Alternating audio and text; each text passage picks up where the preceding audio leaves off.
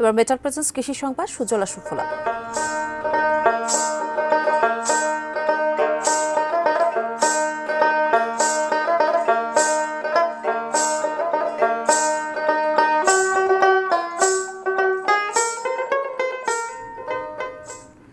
মৌলভীবাজারে এবারের বন্যায় আউশ এবং আমন বীজতলার ব্যাপক ক্ষতি হয়েছে।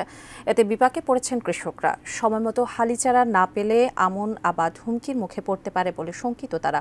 বন্যায় জেলার সদর, কমলগঞ্জ, রাজনগর, জুড়ি ও কুলাউড়া উপজেলায় প্রায় ৪২,০০০ হেক্টর জমির ফসল তলিয়ে যায়। কৃষি বিভাগ জানায় অন্তত ২১,৭৮০ হেক্টর জমিতে রোপা আমনের আবাদ ক্ষতিগ্রস্ত হয়েছে। আর্থিক হিসাবে যার পরিমাণ ১৭৯ কোটি ১৩ লক্ষ টাকা। এছাড়াও ৭১২ হেক্টর জমির আউশ, ১৬৬ হেক্টর বীজতলা ও ২২৯ হেক্টর জমির শাকসবজি সম্পূর্ণ নষ্ট হয়েছে। ক্ষতিগ্রস্ত চাষিদের সহায়তা দেওয়ার আশ্বাস দিয়েছে কৃষি বিভাগ।